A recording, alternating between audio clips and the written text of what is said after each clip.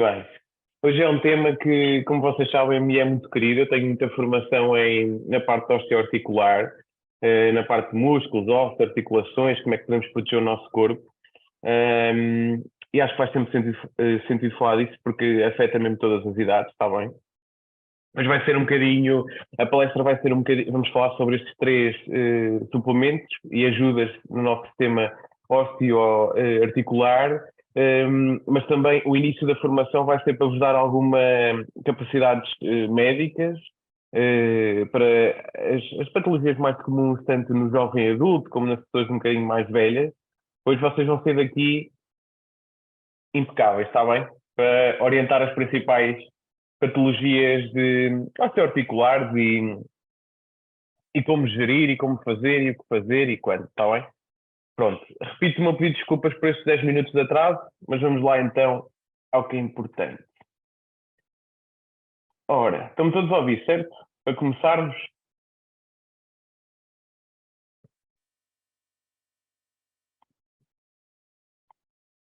Ok, vamos lá então. Ora, só tirar aqui isto. Ok, pronto. Hoje vamos falar um bocadinho sobre a proteção osteoarticular e como é que podemos aumentar aqui a mobilidade dos nossos ossos, articulações e reforçar os nossos músculos. Depois dessa introdução, um bocadinho de conceitos mais médicos para vocês perceberem como é que o nosso corpo funciona, vamos falar de três componentes diferentes, três suplementos diferentes: o gel bebível Freedom, as cápsulas Active Freedom e o Protein Power, que funcionam de forma interligada.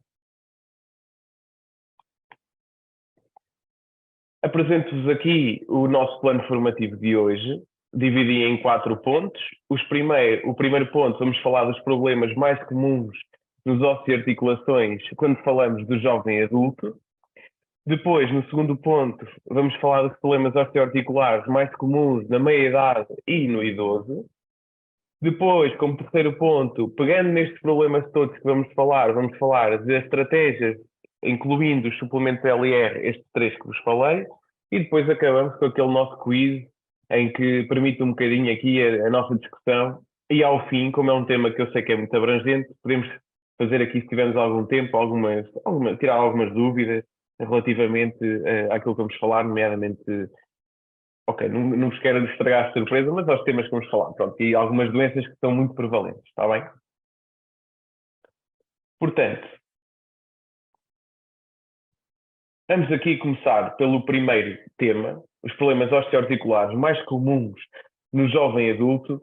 E, na vossa opinião, quais são assim, os problemas mais comuns em termos de ossos e articulações quando estamos a falar de uma pessoa jovem?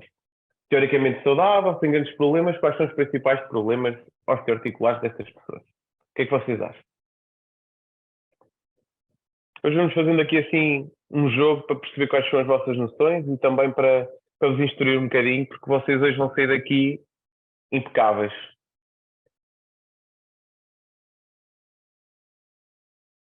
Ora, sim senhor, tendões, as lesões, que eu acredito que seja lesão desportiva, etc. Dor nas costas, dor de crescimento. Exatamente. Assim, coisas mais específicas. O que é que acontece mais frequentemente numa pessoa nova e não tanto numa pessoa velha? Velha e idosa. Velha é um termo carinhoso, não é? O desporto. Sim, senhor. O desporto é muito importante. Artrite reumatoide, por exemplo. Ou seja, começando aqui pelos problemas osteoarticulares mais comuns no jovem adulto, eu selecionei 2 para o jovem adulto e 2 para o idoso, os principais. No jovem adulto nós temos 2 grandes grupos de problemas osteoarticulares. As tendinites, que é a mesma coisa do que vos dizer que há inflamação nos tendões e ou músculos que os rodeiam, e o trauma. Com trauma quer dizer todo o acidente, todas as lesões induzidas por acidentes de carro, acidentes desportivos, lesões desportivas, tudo isto.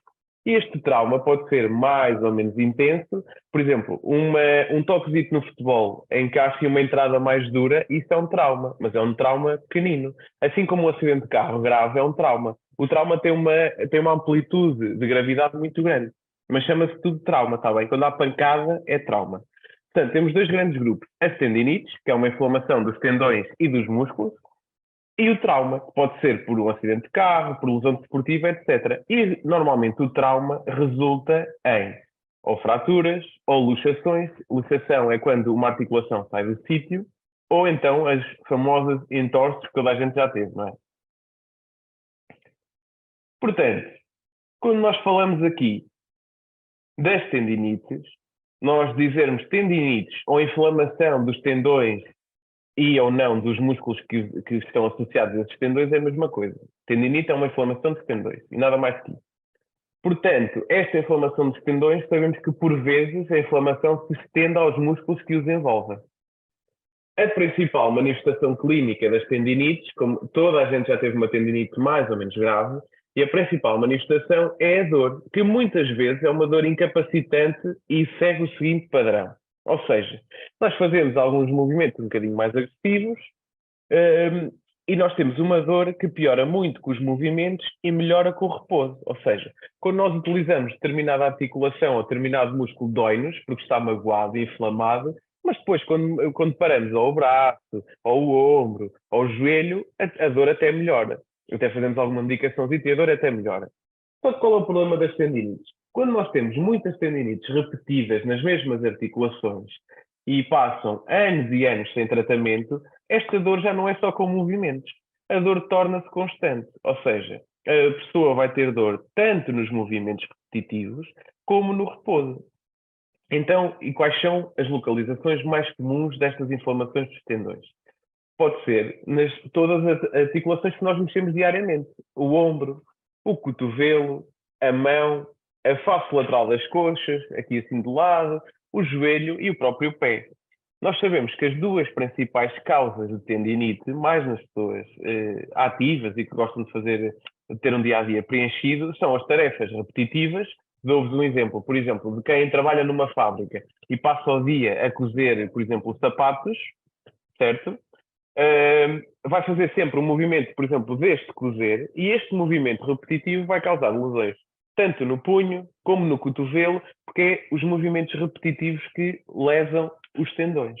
Além disto, temos outro mecanismo um bocadinho mais de repente, digamos assim, que são os movimentos bruscos. Quando vamos a caminhar e nos falha um pé, este tipo de coisas também pode provocar inflamação nos tendões. Então temos duas possíveis causas: as tarefas repetitivas diariamente, ou então um movimento assim um bocadinho mais agressivo e violento de forma brusca, de um momento para o outro. Sabemos que o tratamento inicial de uma tendinite, como a tendinite quer dizer que o tendão está inflamado, o tratamento vai ser promover a diminuição da inflamação dos tendões, através de, inicialmente, do repouso.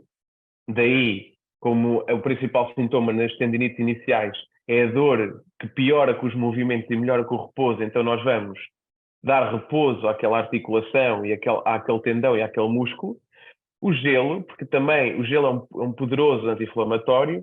Uma meia elástica, só no sentido de dar alguma estabilidade à articulação e ao tendão e prevenir-nos de movimentos que às vezes na agitação do dia a dia, estar a lavar a louça ou assim qualquer coisa, nos esquecemos e fazemos ali um esticão que nos dói muito. Então a meia elástica promove aqui um bocadinho de contenção da articulação. E os analgésicos, que muitas vezes são utilizados, sabemos que os analgésicos não devem, quando falo de analgésicos, falo de Benuron, de Brufen, essas coisas, isso não deve ser utilizado muito tempo, devem ser utilizados por curtos períodos de tempo, 3 a 5 dias, de modo a que nos deem um alívio sintomático, mas que não prejudiquem outras coisas do nosso corpo, nomeadamente, por exemplo, o nosso estômago. Há analgésicos anti-inflamatórios muito agressivos para o nosso estômago e que nos dão assim, alguma má disposição. Só que, como o tratamento às vezes tem riscos associados, nomeadamente estes anti-inflamatórios, exatamente, naproxeno é um deles, exatamente, é muito agressivo para o estômago.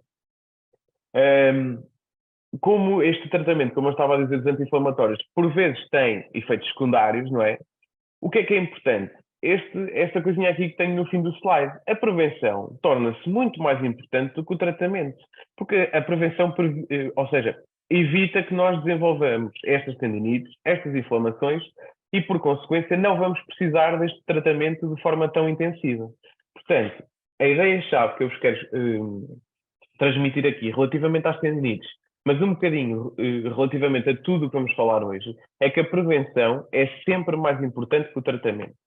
Claro que há vezes que nós, pronto, lá damos um mau jeito ou fazemos tarefas que somos obrigados a fazer e precisamos desse tratamento. Mas a chave é a prevenção. E como é que se faz a prevenção das tendinites? Exercício físico, que promove o nosso reforço muscular, evitar estes movimentos prejudiciais. Já vos vou dar algumas dicas a seguir na parte do tratamento e dos suplementos. E, claro, associar alguns suplementos LIR, porque vão promover tanto a diminuição da inflamação dos tendões, como o reforço muscular e o fortalecimento também do sistema osteoarticular. Se temos articulações, ossos e músculos fortes, a probabilidade de os magoarmos e de os lesionarmos é muito menor, não é? É lógico. Portanto, resumo das tendinites. Tendinite quer dizer inflamação do tendão e ou músculo.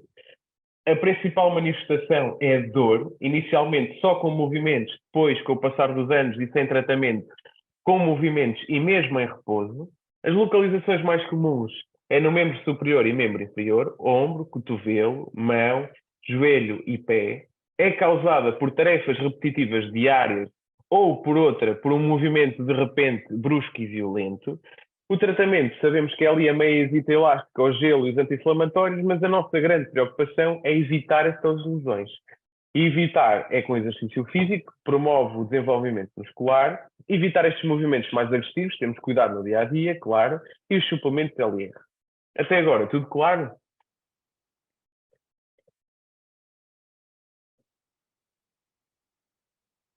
Muito bem, pronto. Tendinites já estão prós, já podem ajudar toda a gente que vos rodeia, já não precisam de ir ao médico, está bem? O médico vai-vos dizer, eu garanto, o médico vai-vos dizer tudo o que eu vos disse agora, está bem? Pronto. Passando aqui ao segundo tema. Aqui neste segundo. Ok, não me esqueci deste slide aqui. Relativamente às tendinites, porquê é que estamos a prevenir a tendinite? Porquê é que isto é importante? Porque ao prevenir, eu pus aqui um esquemazinho, já me tinha esquecido que eu pus aqui mesmo para vocês fixarem aquilo que vamos evitar ao prevenir as tendinites. E muitas vezes vamos evitar o quê? As dores recorrentes, que muitas vezes são incapacitantes. Nós deixamos de ir correr, deixamos de dar a nossa caminhada que gostamos tanto, deixamos de estar com os nossos amigos, deixamos de ir jogar à bola, deixamos de ir passear com os netos ao jardim, estas coisas diminuem a nossa qualidade de vida. E com a diminuição desta qualidade de vida e com o aumento da dor, vem também uma diminuição da força e resistência muscular, vem uma diminuição da necessidade dos cuidados médicos dispendiosos, que muitas vezes são muito dispendiosos. Era isso que eu estava a dizer agora. Se vocês souberem isto, souberem evitar, não precisam de mim para nada, está bem? A diminuição das atividades de lazer, as caminhadas, o futebol, o ténis, os passeios, e depois isto tudo leva inevitavelmente a uma frustração, ao próprio isolamento, porque deixamos de fazer coisas que antes podíamos fazer, e à diminuição da realização pessoal. Portanto, volto a frisar, o que é importante nestes casos é a prevenção. Exercício físico, evitar movimentos agressivos e os suplementos LR, está bem? Agora sim, finalizamos aqui o tema das tendinites. Tudo claro?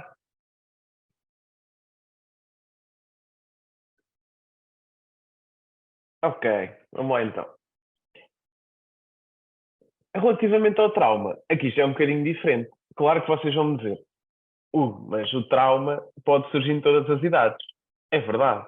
Mas uma pessoa mais nova, uma pessoa mais nova, um jovem adulto, normalmente faz os comportamentos são um bocadinho mais eh, é um bocadinho mais provável que se desenvolva trauma, até por, sei lá, aos 70 anos, se calhar uma pessoa já não joga futebol, e aos 40 e aos 30 joga. Aos 70 anos, se calhar uma pessoa já não conduz tanto, aos 30 e aos 40 conduz diariamente. Pronto, a probabilidade é um bocadinho diferente. Por isso é que eu associei aqui o trauma um bocadinho mais nas pessoas mais jovens. O trauma pode-se manifestar, lá está, através de fraturas, quando os acidentes são um bocadinho mais graves, normalmente acidentes de carro, ou quedas, ou assim, e depois as luxações ou os entorses. Normalmente podem ser em acidentes desportivos, aquelas lesões do futebol que são muito graves. Portanto, sabemos que o trauma, é só aqui um breve contexto, que não, é só uma curiosidade para vocês saberem, são situações, claro, que, como devem perceber, muito menos comuns do que as tendinites, não é? Toda a gente já teve uma tendinite, mas nem toda a gente já partiu alguma coisa. Os contextos mais comuns são aqueles que vos disse há bocado, os acidentes desportivos, as lesões desportivas com muitas fraturas, entorses, ruptura de ligamento. Eu próprio jogar futebol, rasguei um ligamento do joelho. São coisas que acontecem a toda a gente, independentemente do físico e se treinam, se não treinam, toda a gente está sujeita. Portanto, os contextos mais comuns são as lesões desportivas, os acidentes de carro, já para não falar dos acidentes de moto, não é? Que são muito mais graves, e os acidentes de trabalho, que às vezes estamos a trabalhar mais em empregados fabris, por exemplo, e caem em caixas, esse tipo de coisas podem sempre acontecer, está bem? E depois as quedas, claro. Normalmente estes casos, como vos disse, são um bocadinho mais graves, e daí necessitarem estes sim de avaliação médica normalmente urgente e normalmente até se faz exames complementares de diagnóstico, umas análises, radiografias em contexto de trauma severo, um acidente de carro, até abordamos mais realizando aquelas TACs. Agora, eu trouxe-vos aqui três imagens. A primeira, nota-se aqui uma fratura da clavícula, isto aqui é uma fratura da clavícula.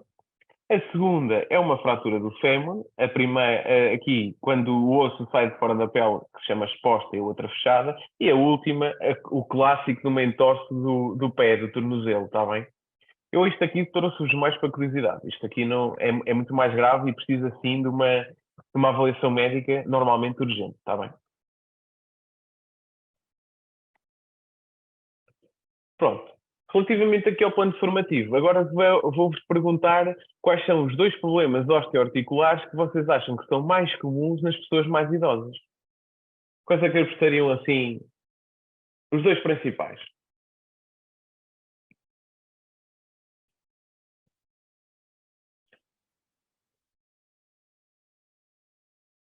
É a escoliose também, mas a escoliose é em todas as idades. Exatamente. Ora, um já está, osteoporose, incrível. E o outro também, as artroses. Exatamente. Osteoporose e artroses. Exatamente. Portanto, são esses dois que eu vos trago aqui hoje para falarmos um bocadinho. As artroses e a osteoporose. As artroses desenvolvem-se muito frequentemente, quer na coluna, na anca, no joelho, nas mãos, mas já vamos falar um bocadinho melhor. Portanto, o que é uma artrose? Deixem-me pôr aqui o slide para trás. O que é que vocês acham que é uma artrose? Sim, uma definição simples. O que é que acham que é uma artrose?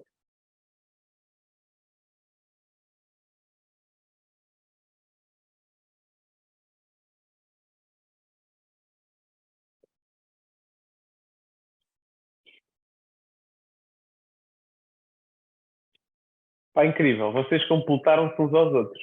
Exatamente.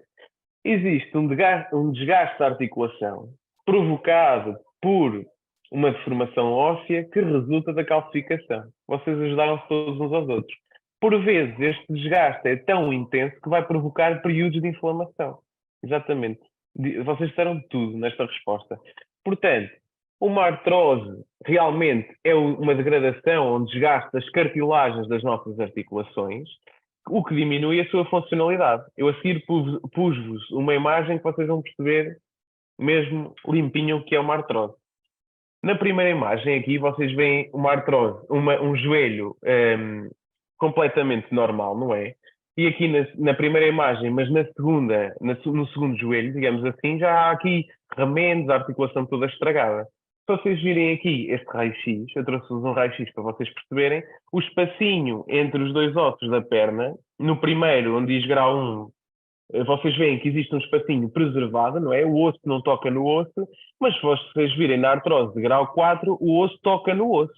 Portanto, o osso, ao tocar no osso, vai provocar uma dor muito exagerada e uma diminuição da própria mobilidade da articulação, não é? É lógico, não é? Se não há espaço entre os dois ossos, eles não vão conseguir mexer tão bem. Portanto, a artrose é um desgaste das cartilagens das articulações, o que diminui a sua funcionalidade e junta o osso um no outro. Os locais mais comuns são as articulações de carga. O que é que isto quer dizer? São as articulações que ao longo da nossa vida estão sujeitas a maior força e a maior desgaste. A coluna vertebral, não é? Que todos os dias tem que aguentar o nosso corpo. A anca, não é? Aqui a zona das pernitas também todos os dias aguenta com o nosso corpo, os joelhos e as mãos, porquê? As mãos não são uma articulação de carga, mas as mãos todos os dias mexem, constantemente o dia todo a mexer. Portanto, funcionam aqui também como um fator de risco. Portanto, a evolução mais comum, como vocês disseram aí bem, é o agravamento progressivo com o uso cada vez mais repetitivo com a idade, não é? Todos os dias temos que usar estas articulações e de vez em quando utilizamos demais, há assim umas agudizações. Ou seja, há sempre um agravamento constante, de vez em quando ficamos um bocadinho piores e agravamos mais um bocadinho. Quais são os sintomas clássicos das artroses? São 4. A dor, que é normalmente agravada quando nós utilizamos mais essas articulações, portanto, dor agravada pelos esforços, mais uma rigidez articular, ou seja, se o osso está colado no osso, não vai mexer muito, portanto, vai se tornar rígida a articulação. E isso vai provocar, inerentemente, uma diminuição da própria mobilidade. E claro que às vezes, quando o joelho ou as mãozitas estão um bocadinho mais desgastadas, vai haver associado um inchaço, que nós chamamos em medicina o edema, da própria articulação. Os fatores de risco são, vocês sabem também tão bem quanto eu quais são. A própria idade, não é? Usamos mais as articulações. A genética, que é inevitável, cada um tem a sua. Lesões prévias. Uma lesão desportiva, por exemplo, no joelho. Aquela lesão que eu fiz no joelho, eu vou ter uma artrose do joelho muito mais cedo do que um colega meu que não tenha feito essa lesão, está bem? Estas lesões que vamos fazendo ao longo da vida potenciam o desenvolvimento mais precoce destas artroses e destes gastos cartilagem. O excesso de peso, porque esta é óbvia, porque se nós temos excesso de peso, vamos estar a pôr muito peso e muita carga na coluna, na anca, nos joelhos. Portanto, a primeira medida, normalmente numa artrose, é logo a perda de peso. E pela perda de peso, vocês depois podiam ir para os batidos e para as sopas, etc, etc. Esta pode ser uma argumentação que vocês usam, tanto para estes suplementos, como depois para a parte dos batidos e das sopas. É lógica, ou seja, vocês não precisam de esforçar muito, porque isto é lógico, não é? Vocês estão a ajudar nas duas coisas até. E depois, a fraqueza articular ou muscular, que também podemos ajudar com os suplementos a evitar esta fraqueza. Muito importante também neste caso, saber que não há cura para o agravamento da artrose. Ou seja, nos casos mais graves chega a ser preciso e necessária a própria cirurgia. Então aqui, mais do que tudo, o importante é mesmo evitar esta artrose. Ou seja, volta a fazer o foco na prevenção.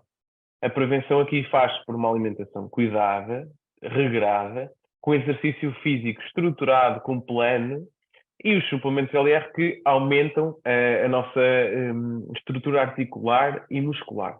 Portanto, aqui um resumozinho das artroses.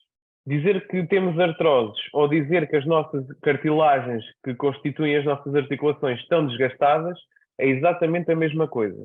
Os locais mais comuns são as articulações do nosso corpo que têm que sustentar o corpo. A coluna, a anca, os joelhos, os tornozelos e as mãos. A evolução mais comum é um agravamento progressivo, com a idade, com o facto de termos lesões ou não, e manifesta-se por 4 sintomas-chave.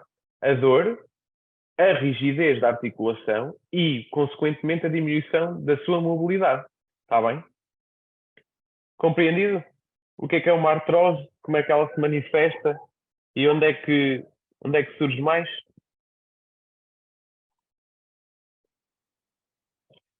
Basicamente, toda a gente vai ter artrose, em idades diferentes e com gravidades diferentes.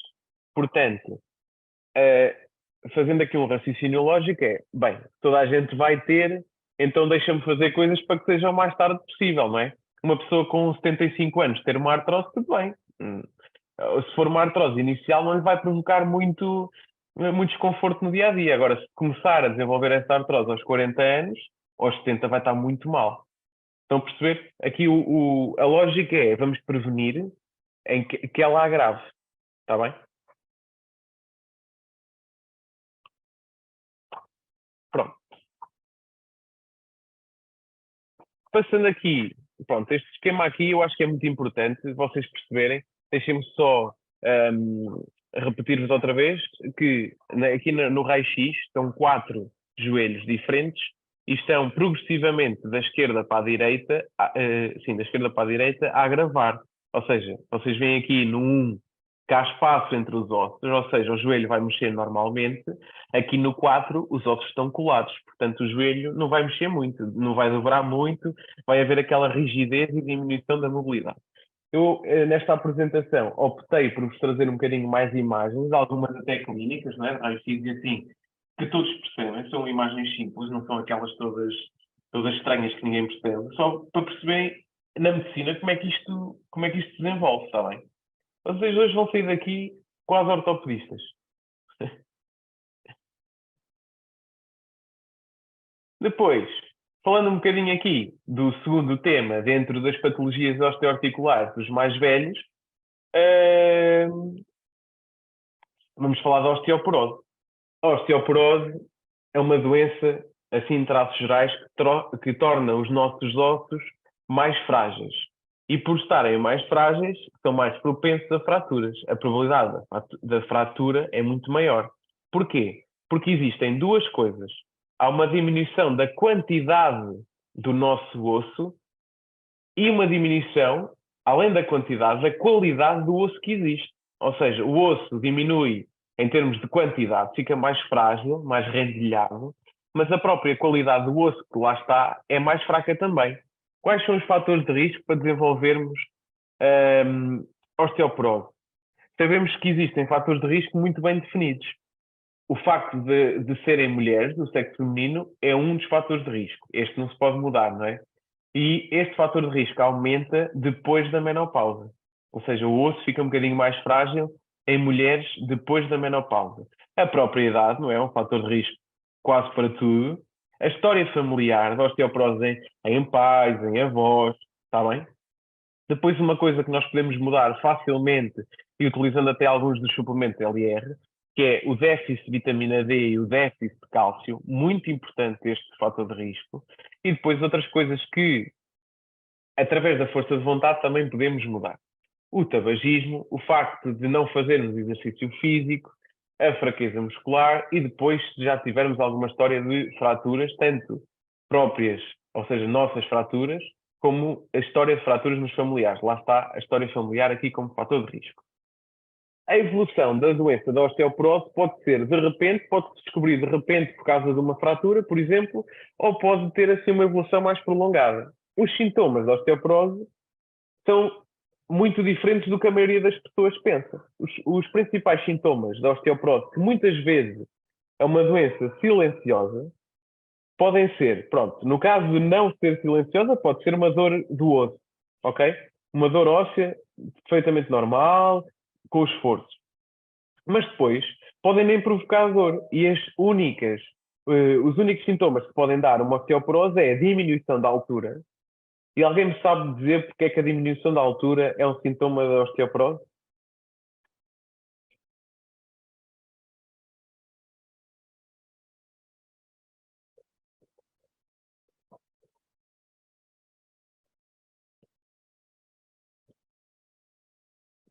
Vou-vos dar uma pista. Vou-vos dar uma pista. Vocês vão achar. Vou-vos dar uma pista. Eh, exato, não precisaram de pista, afinal. Exatamente, exatamente. Ou seja, nós temos uma coluna vertebral, não é? Temos assim o ossozito, um espacito para o disco e mais um osso, mais um disco, mais um osso. Quando nós temos osteoporose, os ossos ficam degradados. E ao ficarem degradados, começam a achatar. E ao achatar, nós perdemos a altura. E é exatamente por isso que existe uma diminuição da altura. Pus-vos aqui um esquema também, já volto aqui outra vez a este slide. Pus-vos aqui um esquema para vocês entenderem o que eu vos estou a dizer. Aqui na primeira imagem, vocês estão a ver aqui a vértebra do meio da imagem, mais ou menos, completamente achatada. Isto é um osso muito fraco. Se vocês perceberem, aqui a primeira vértebra da primeira imagem está completamente rendilhada, não é? E a do meio está, parece que um queixo suíço, aqui cheio de buracos. Isto é um osso com osteoporose. E ele encolhe e daí a diminuição da altura. Está bem? Portanto, oi, desculpem lá.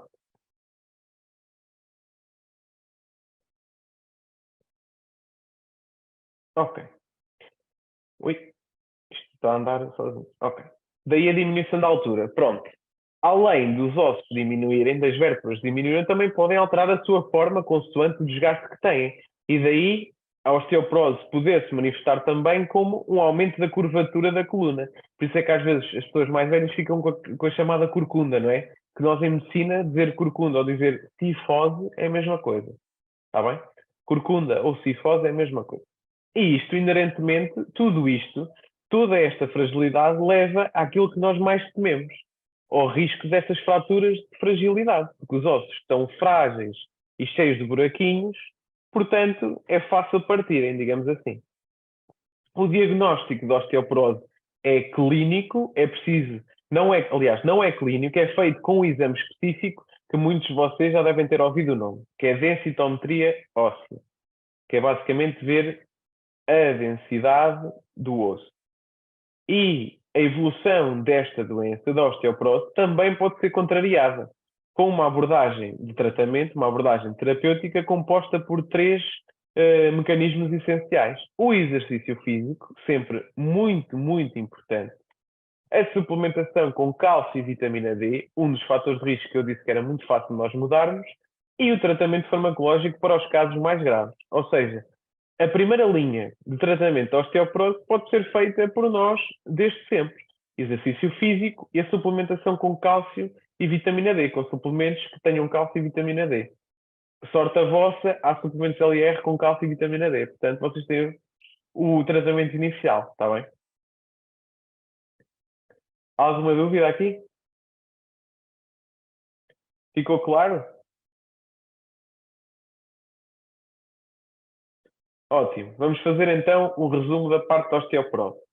Falar em osteoporose é a mesma coisa do que dizermos que os nossos ossos estão a ficar cada vez mais frágeis e, por isso, mais propensos, com maior probabilidade de partirem, de criarem fraturas.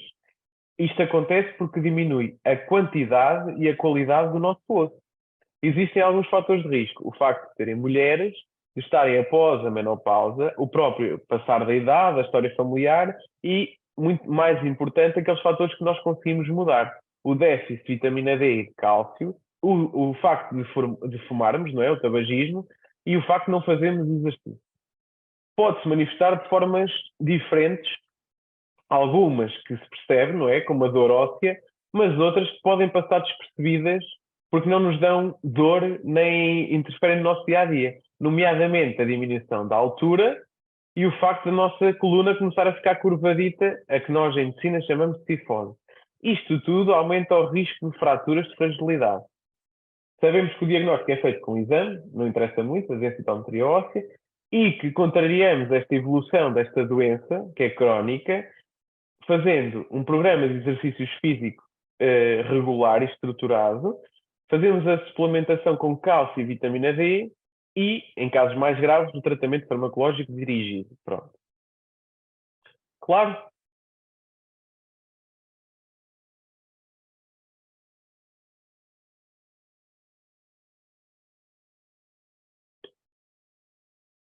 Ok, vamos lá então. Pronto, eu deixei-vos aqui depois também umas imagenzitas. Eu desta vez pus imagens em tudo para vocês conseguirem depois usufruir dessas imagens. A seguir vou-vos falar de num treinozito específico para desenvolvermos aqui os nossos músculos e articulações, num programa de treinos assim muito leve. E também vos deixei algumas imagens de alongamento e assim que podem fazer em casa, está bem? Aqui deixei-vos só umas imagens para vocês perceberem o que é que eu vos estava a falar da coluna. A última imagem é da direita, a curvatura da coluna, está bem? Que acaba por dobrar com a idade e agravada pela osteoporose. E aqui no meio, é uma imagem que eu acho que está muito feliz, porque nos mostra mesmo a diferença de um osso que é normal, não é? Ali todo preenchidinho, forte e resistente, e depois um osso de uma pessoa osteoporótica, não é? Com osteoporose, que realmente parece mesmo, faz mesmo me lembrar aqueles queijos cheios de buracos, não é? Aquele queijo suíço, porque este osso é fácil de partir, não é? Com qualquer toque, eh, pronto, vai partir, está bem? Às vezes quedas, às vezes, por exemplo, uma pessoa escorrega em casa, cai e acabou. Parte logo o fémur, que é só o osso mais resistente do corpo, está bem? São coisas assim mesmo muito, com mínimo toque, está bem? Portanto, é importante prevenir. A missão aí também é vossa de ajudarem as pessoas com que convivem diariamente, está bem? Pronto. Agora vamos falar aqui um bocadinho de como é que podemos evitar estas coisas. O tópico que eu pus aqui como terceiro é a estratégia de suplementos LIR, mas vou-vos falar de 4 coisas fundamentais. Eu dividi isto e chamei a isto abordagem composta, porque nós temos quatro planos em que podemos atuar. O plano do exercício físico estruturado, a correção postural da nossa postura nas atividades que fazemos diariamente, a trabalhar, a jogar futebol, a ir às compras, tudo, está bem? Um plano alimentar equilibrado e depois também falar um bocadinho da suplementação LR e dos três suplementos que vamos falar hoje.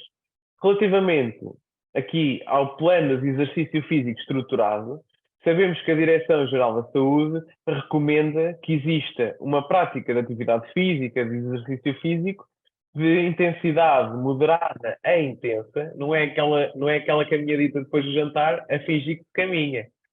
Está bem? Que estamos a parar em todos os jardins dos vizinhos, não é isso? Tem que ser uma atividade física ou um exercício físico moderado e intenso. Assim, aquele, para vocês perceberem o que é moderado e intenso, é aquele exercício físico que já temos alguma dificuldade em falar. Está bem? Já estamos assim um bocadinho ofegantes. No mínimo de 150 minutos por semana. Isto dá mais ou menos dividido em 3 sessões, está bem? É esta a recomendação. Como é que nós estruturamos este plano do exercício físico? Em 3 componentes. Temos que incluir exercícios de força, exercícios de resistência e exercícios de mobilidade. Agora, quero-vos perguntar qual é que acham que é o principal problema de fazermos este plano de treino, vá, digamos assim. Chamamos isto de plano de treino, vá. Assim, uma coisa estruturada, com objetivos. Qual é que acham que é o principal problema? É um problema muito prático.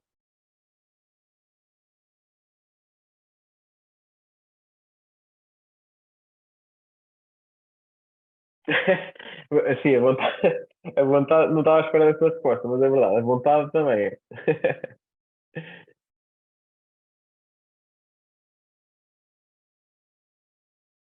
Sim, disponibilidade, a preguiça, a vontade, é verdade. E até acrescento um que eu não pus aqui, mas que me lembrei agora, que é o facto de muitas pessoas ehm, fazerem planos de treino, por exemplo, ou planos estruturados vistos na internet, que são para outro tipo de pessoas. Ou seja, imagina, uma pessoa de 70 anos que vê um plano de treino na internet que é para uma pessoa de 30 que é desportista e depois dá lesões, dá asneira. Os planos de treino têm que ser ajustados. Portanto, o principal problema, além de todos esses que vocês disseram, é mesmo este. É que normalmente estes planos de exercício estruturados com acompanhamento e específicos são pagos. Eu disse que era uma coisa muito prática, não é? Porque realmente faz uma grande diferença. Eu, na minha prática clínica, todos os dias vejo doentes que seguem o programa deste famoso ou daquele famoso e realmente alguns aparecem com lesões que depois são muito difíceis de resolver. Eu aqui no Porto costumo trabalhar com uma. Exatamente, adequar cada treino a cada necessidade e idade. Exatamente, não diria melhor. Eu aqui no Porto costumo trabalhar com vários tipos de pessoas. Já trabalhei com atletas de alta competição, trabalhei com atletas que treinam muito regularmente, trabalhei com pessoas que não são atletas, mas que treinam 2 a 3 vezes por semana, trabalhei com pessoas de 70 anos, de 80 anos, e os planos de treino são completamente diferentes. Pronto, são mesmo completamente diferentes. E daí também entra a parte da pós-graduação em medicina desportiva, etc. E medicina do desporto, não só para a alta competição, mas também o desporto na terceira idade, essas coisas todas. E claro que isso são planos de exercício pagos, que nem toda a gente tem possibilidade de os pagar, mas a quantidade de pessoas que beneficiava destes programas é uma coisa assustadora. Se vocês tiverem mais curiosidade sobre isto, podem mandar mensagem que eu depois digo-vos o que é que se costuma fazer e assim. Não sou eu que trabalho nisso, são alguns colegas meus. Eh, São alguns colegas meus que trabalham nisso, mas pronto, são excelentes profissionais. Então, se tiverem interesse, mandem-me mensagem, está bem? Não tem nada a ver com isto. É só uma coisa de, pronto, trabalham com alguns atletas também. E algumas pessoas mais velhas. Depois, falando aqui um bocadinho das três componentes, temos a componente da força, que é mais conhecida para aquelas pessoas que vão ao ginásio, não é? Levantar os pesos, e fazer aquelas 45 minutos, 50 minutos no ginásio. E aí, e aí é um trabalho de força que também queima calorias e também reforça os músculos. O objetivo principal é o reforço muscular. Mas vocês dizem, está bem, mas falaste do plano de treino, agora vais falar de ginásio. Pagar o ginásio também não é fácil, não é? E vocês têm toda a razão. Mas deem-me estratégias em que podem fazer um treino de força em casa. Como é que podem fazer? E não gastam nem um euro.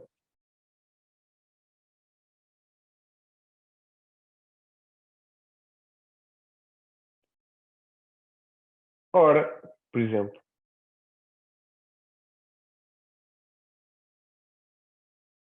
alguém tem mais ideias? Como é que se pode fazer um treino de força em casa sem gastar um euro? Aí a questão do agachamento dos abdominais é mais da parte da resistência. É esta aqui. Já vos falo também a seguir. Ora, exatamente.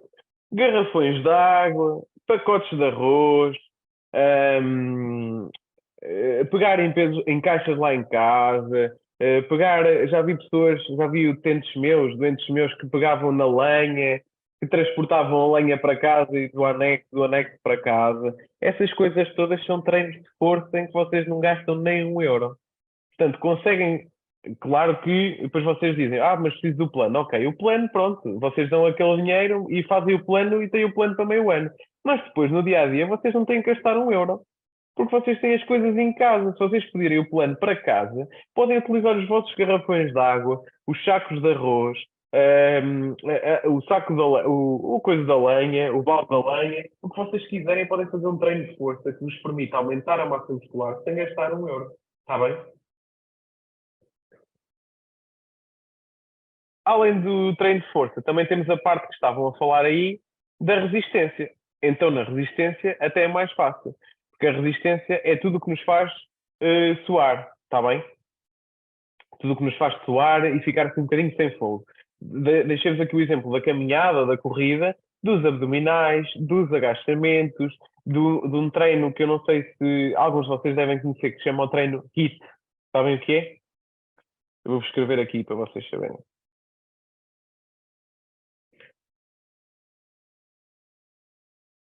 O treino HIIT basicamente é um treino de curta duração para aquelas pessoas que chegam à consulta e dizem: Eu não tenho tempo para fazer nada, eu só tenho 20 minutos para treinar. 20 minutos é o suficiente para vos pôr a suar em bica, para vos pôr a suar.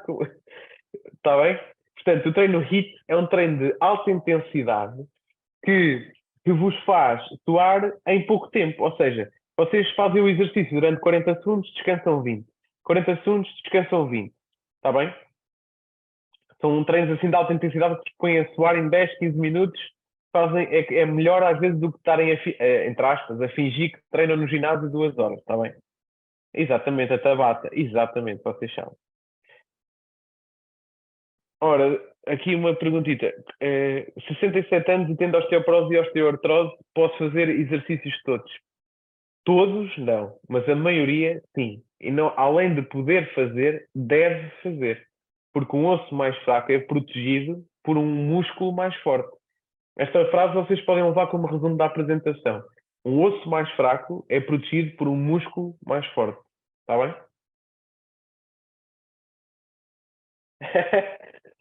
Pois, no quiz também vou soar, no quiz. E depois tem aqui a parte da mobilidade. Está bem? Há a parte da força, da resistência e da mobilidade. A mobilidade, deixei só aqui alguns exemplos, tirei só duas imagenzitas. Basicamente é esticar ali a musculatura, está bem? Para não contrair e para não encurtar. Isto deve-se fazer, os treinos de mobilidade devem ser o início do nosso treino e o fim do nosso treino. Como vocês já perceberam, eu poderia estar aqui a falar 5, 6, 7, 8 horas com vocês sobre treinos.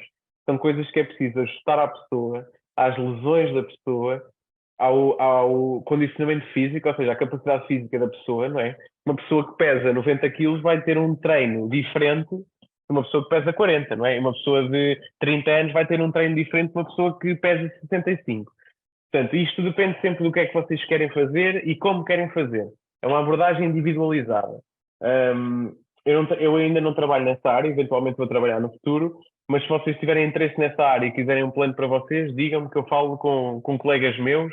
É assim, é sempre difícil falar, ir aos sítios em que eles trabalham, etc., porque tem uma lista de espera gigante, não é? Vocês sabem que o Porto tem milhares de pessoas que querem fazer estas coisas, mas se tiverem interesse, digam-me que eu dou-lhes uma palavrinha, está bem? Pronto.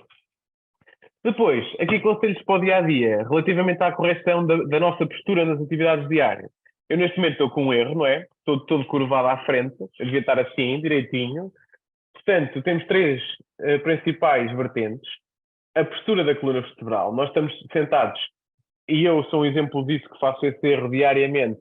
Às vezes estou a dar consultas assim, agachado à frente, outras vezes estou de lado, para o outro lado. Isto é muito comum, é normal. Ninguém está direito o dia todo assim, não é? É impossível. Portanto, a postura da nossa coluna vertebral, a forma como apanhamos coisas do chão, os agachamentos, e evitar aquilo que eu vos falei das tendinites, os movimentos muito repetitivos e muito agressivos. Está bem? Deixo-vos aqui também algumas imagens para depois vocês poderem ver em casa. A primeira de como apanhar uma caixa do chão. Está bem? Aqui a primeira do lado esquerdo. O senhor de cima está a dobrar aquela coluna toda. Está bem? Se nós víssemos o que fazemos à coluna, às vezes até nos assustávamos. O segundo não, já está com a coluna direitinha e o que dobra são as pernas. Está bem? Nas imagens da direita, temos outra forma que podemos utilizar para pegar ou largar caixas no chão.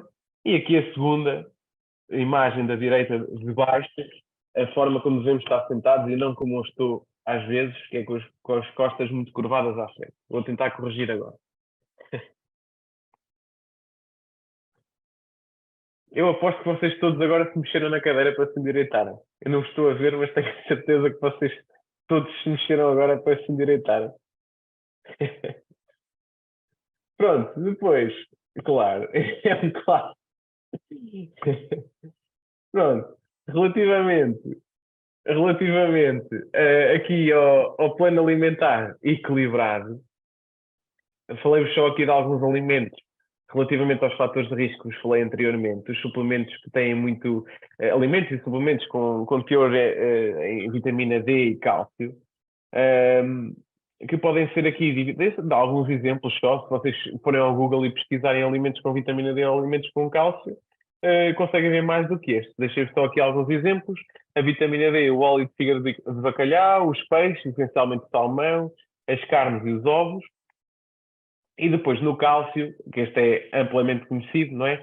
Os laticínios, os iogurtes, leite, os queijos, mas também a sardinha, o mexilhão e a linhaça, que combina muito bem com os batidos e com o iogurte, está bem?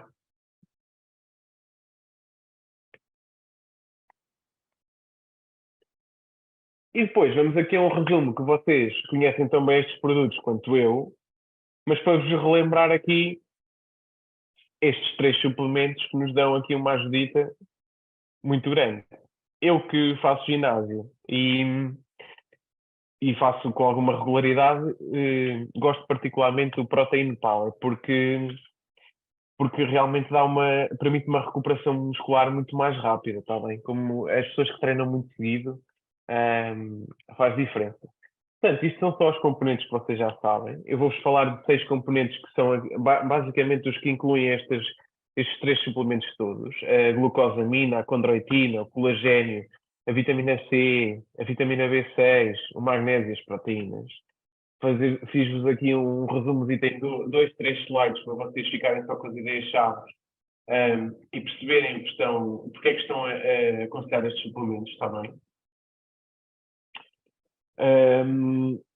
Portanto, deixem-me aqui. Sim, a proteína é para quem faz exercício físico regular. Exercício físico não quer dizer que tenha que ir ao ginásio dia sim, dia sim. Exercício físico, atividade física, e é muito importante associar com uma coisa muito simples, mas que muita gente falha. E, nomeadamente eu que não bebo assim tanto quanto era necessário, que é a água, está bem? Beber muita água protege o nosso rim, está bem? Faz com que o nosso rim fique forte para conseguir aguentar a proteína que nós consumimos todos os dias. Não é só nos suplementos, na carne. A carne tem imensa proteína que precisa de muito água, está bem? A proteína, a questão da proteína à noite, de manhã, etc., isso é um tema muito discutido na literatura médica. É muito dividido. Há pessoas que dizem que a proteína se pode tomar à noite, há outras que dizem que à noite tira ao sono, mas a nova vertente, os estudos que eu tenho visto, é que o que interessa é, ao fim de um dia, tomar X quantidade de proteína, independentemente de quando é que se toma, está bem? Portanto, falando aqui um bocadinho da glucosamina e da condroitina, eu próprio fiz este suplemento depois de ter sido operado, fiz durante 6 meses, porque estas duas substâncias são precursoras, são umas das principais constituintes das cartilagens.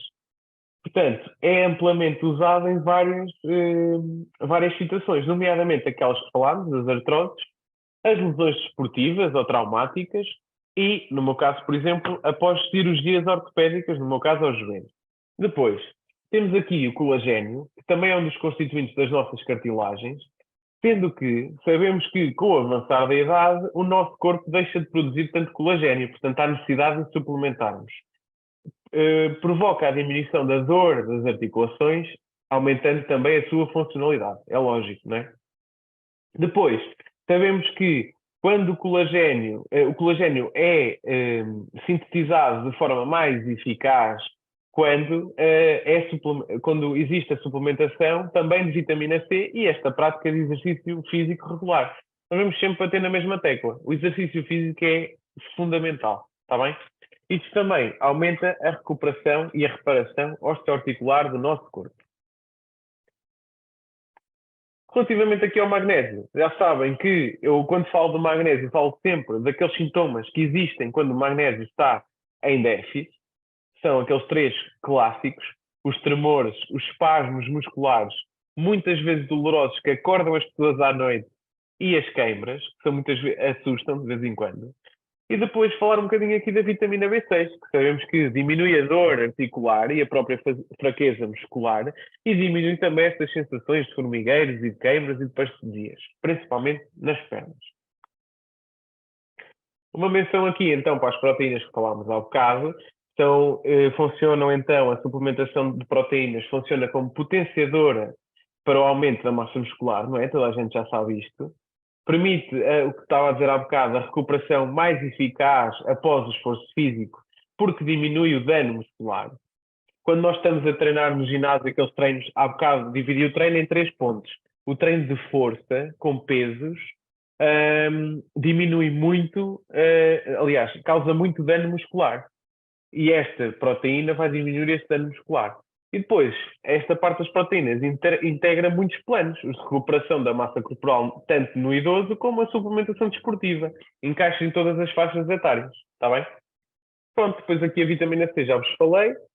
E também, como adicional, efeito adicional, influenciar aqui o normal funcionamento dos vasos sanguíneos e a própria proteção da circulação cardíaca. E chegamos à parte do quiz.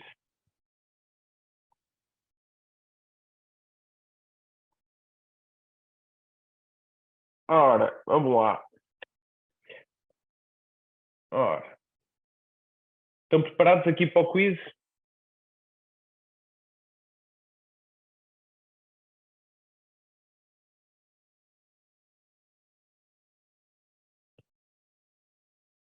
Ora, vamos lá a isso então.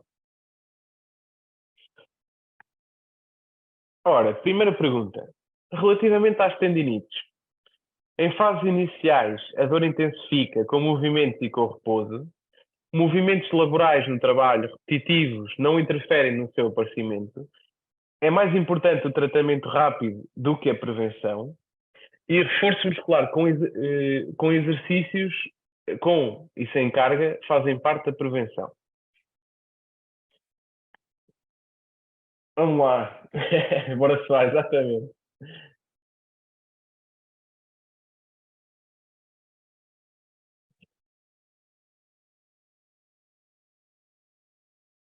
Isto assim não pode ser. Eu faço as perguntas muito fáceis. Assim não pode ser. É que nem uma pessoa falhou. Exatamente. É a quarta. Porquê? Porque hum, em fases iniciais a dor é com movimentos e melhora com o repouso, está bem? Só nas fases finais é que dói tanto nos movimentos como no repouso. Os movimentos no trabalho repetitivos são um dos grandes fatores de risco para o desenvolvimento das tendinites. Sabemos que é muito mais importante a prevenção, porque às vezes o tratamento pode não ser completo. E depois a última, sim, o reforço muscular, tanto com exercícios com e sem carga, fazem parte da prevenção. Quando eu falo aqui de exercícios com e sem carga, com carga, por exemplo, a corrida, não é? Faz aquele apoio no chão com a carga do corpo, e sem carga, por exemplo, bicicleta estática ou hidroginástica, essas coisas todas complementam-se uma à outra, está bem? Muito bem, todos aprovados. Vamos aqui à pergunta 2.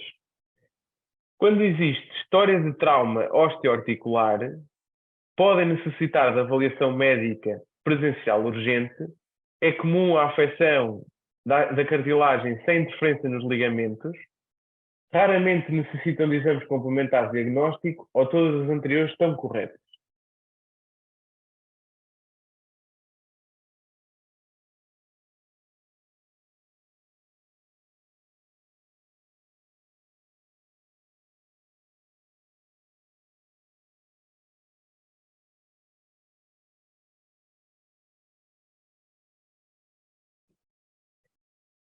Pois é, não os consigo enganar. É isso. Exatamente. Podem necessitar de avaliação médica presencial urgente. Exatamente. É comum a afecção das cartilagens, mas como o trauma às vezes é muito forte, tem muita energia, por exemplo, um acidente de carro tem imensa energia, não afeta só a cartilagem, afeta também os ligamentos, os músculos e muitas vezes os ossos. E depois também sabemos que muitas vezes necessitam de exames complementares de diagnóstico, nomeadamente as análises, e mais para ver a parte osteoarticular, o raio-x e por vezes ataque, está bem? Esta aqui é mais médica, mas vocês safaram-se à mesma, muito bem. Terceira, com o avançar da idade, as artroses surgem e não surgem, desculpem aqui o erro, mais frequentemente em articulações de carga e mãos. A apresentação típica é agravamento progressivo com agudizações. Manifesta-se por rigidez articular, dor e diminuição da mobilidade, ou todas as anteriores estão corretas.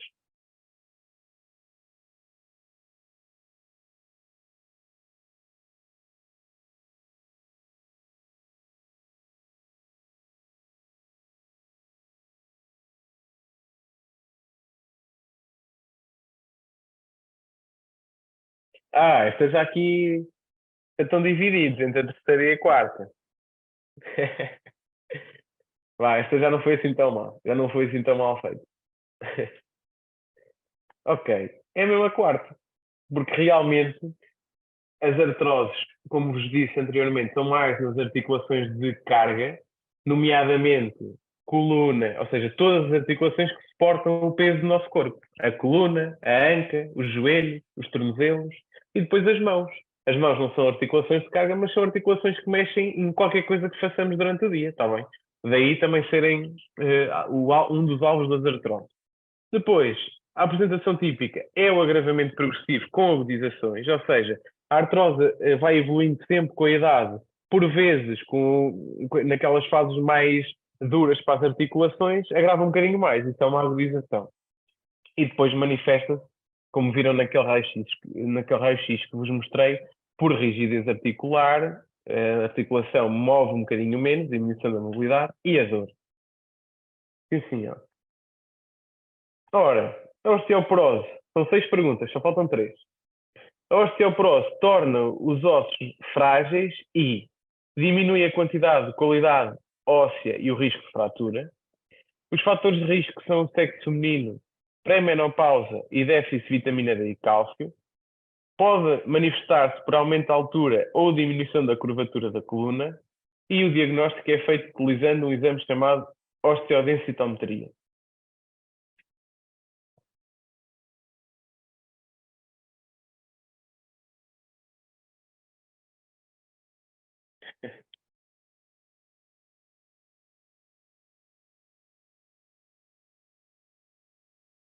Esta é difícil.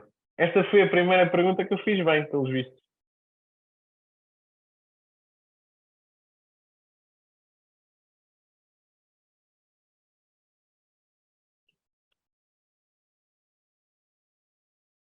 Ora, tenho-vos a dizer que a grande maioria errou. As únicas três pessoas que eu vi que acertaram, e aí já têm já têm o diploma de, não digo médicas, vá, mas especialistas em patologia da osteoporose, são a Maria Marçal, a Emília Soares e a Isabel Silva. É quatro. Porquê? Então, por partes. Diminui a quantidade e a qualidade óssea, verdade, mas o risco de fratura aumenta, não diminui. Logo, a primeira não podia ser certa. Isto era uma rasteira, não era bem da matéria, era do português. Ora, os fatores de risco são o sexo feminino, é verdade, mas não é pré-menopausa, é depois da menopausa, pós-menopausa. E déficit de vitamina D e cálcio, sim senhor. Depois, pode manifestar-se por aumento da altura ou diminuição da curvatura. É precisamente o contrário. Diminuição da altura e o aumento da curvatura da coluna. Está bem? Pronto, esta foi uma boa pergunta. Acho que foi a primeira que fiz em tantos webinars, assim mais difícil. Pronto, esta foi malzinho. Desculpa lá. Pronto, relativamente ao tratamento composto, estão recomendados mais de 105 minutos por semana de atividade física ligeira a moderada. A maioria das pessoas evita posturas lesivas ou repetitivas no cotidiano. 85% da população tem os níveis de vitamina D normalizados ou nenhuma das anteriores.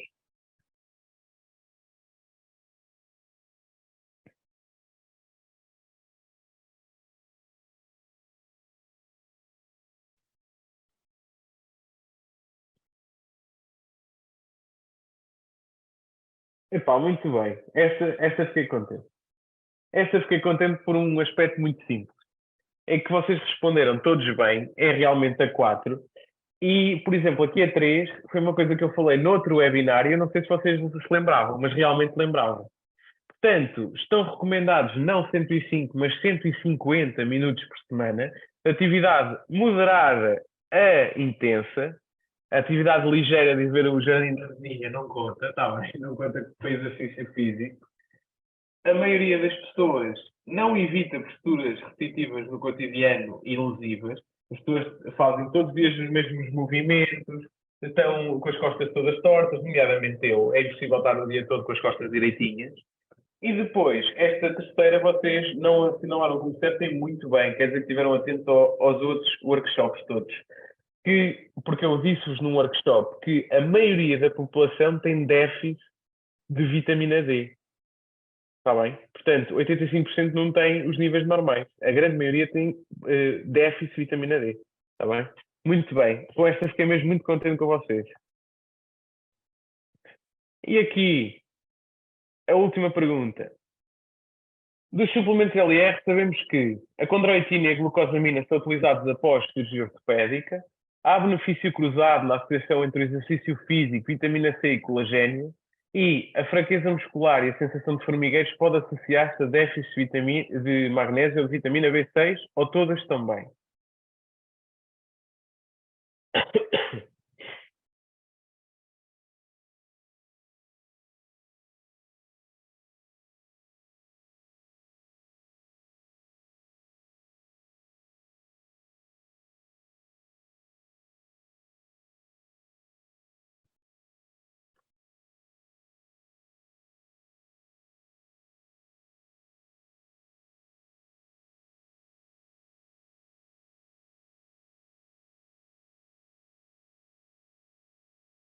Exatamente, a grande maioria de vocês respondeu bem. Exatamente, é 4. Pronto, a primeira justifica-se ela própria, não é? Condroitina e glucosamina são utilizados após cirurgia ortopédica. Aquilo que eu vos disse eu próprio utilizei. Depois, há benefício na associação destas coisinhas todas, do colagênio, da vitamina C e do exercício, sem dúvida. Pois, a fraqueza muscular e a sensação de formigueiros pode sim associar-se aos déficits de magnésio e também de vitamina B6, portanto estão todas bem. Se quiserem, deixem-me ver só as horas. Como eu cheguei 10 minutinhos mais cedo, ainda consigo ter aqui 10 minutinhos se vocês tiverem assim, alguma dúvida relativamente, não necessariamente até de suplementos em si, que vocês já conhecem de trás para a frente, mas relativamente até a alguma coisa osteoarticular, está bem? Alguma lesão que tenham tido, ou em relação àquela questão dos planos de treino, como quiser. Planos de treino, vocês não precisam dizer agora, podem pensar e depois falam-me disso. Lesões articulares, etc. Ciática, a típica dor da ciática. Ora, vamos aqui então começar aqui umas dúvidas.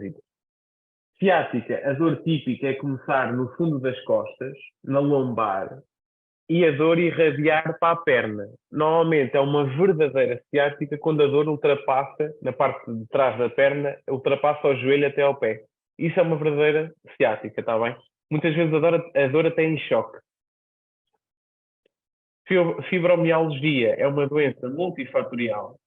Hum, Tem um componente muito psicológico também, que as pessoas muitas vezes até está associado a depressão, assim, uns tracitos mais depressivos ou com uma vida um bocadinho mais difícil. Normalmente tem dor em vários pontos do corpo e às vezes é uma dor muito difícil de controlar, que muda muito com o tempo, com os exercícios que se fazem. O líquido sinovial é uma coisa que normalmente até está aumentada, é ao contrário, está aumentada nas inflamações, está bem? E sim, pode doer com movimentos muito agressivos, nomeadamente os agachamentos. Se dói com os agachamentos de modo a fazer exercício físico à mesma, pode fazer exercícios sem carga. Bicicleta, hidroginástica, está bem? Esse tipo de coisinhas.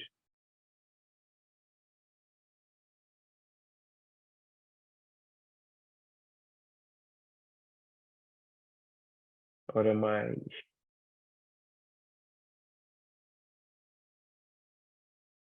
Maria Isabel Marques, o que devo fazer a nível de treino e suplementação? Suplementação, eu diria que estes três estavam ótimos, está bem? Fazer aqui uma conjugação de acordo com as necessidades.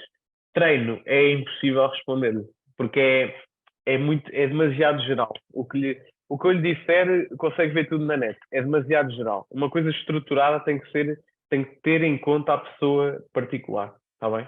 É impossível responder ao plano de treino assim.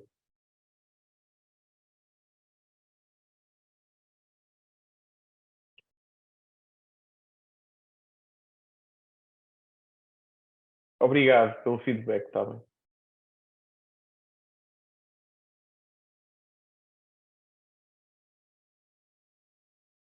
Pois vocês conseguem tirar fotos aos slides e assim não conseguem. Ou print, ou para será melhor o print. Pois é isso, é isso. Para resumo, para depois vocês consultarem, ninguém fixa tudo, não é? É impossível. Hum, É importante para vocês, pronto. Para depois irem. O, acho que é importante porque imagina, vocês podem fazer, que era o que eu fazia depois também na altura de estar a estudar algumas doenças, ou assim, que era fazer pastinhas com eh, sistema ósseo e muscular. Metiam lá o que era. Sistema cardíaco. Metiam lá o que era. Ora, deixa-me ver aqui.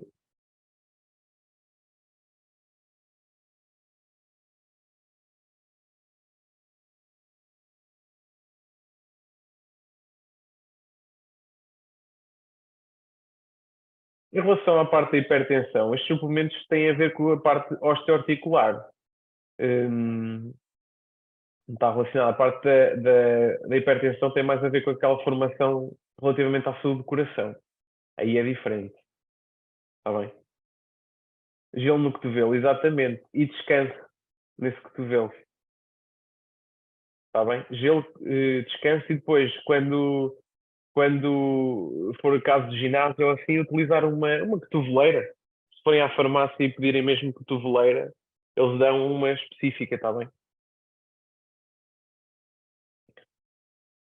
39 anos, imunossupressão e começar com biológicos. Sim, há tendência para enfraquecimento ósseo. Tudo o que seja imunossupressão, há tendência para enfraquecimento ósseo, sim, senhor.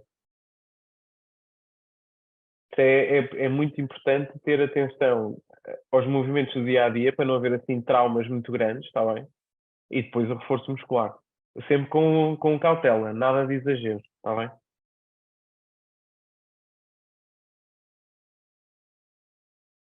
Os suplementos para a ciática são os suplementos que se enquadram nas patologias osteoarticulares, está bem? A ciática é um tipo de patologia osteoarticular. E tendinite no braço igual, está bem? Realmente é isto que fortalece. Mas depois a tendinite tem um componente inflamatório, não é? De haver inflamação, nesse caso, nesse sentido, é também aquele tratamento que eu vos falei inicialmente. O gelo, o repouso, a contenção elástica.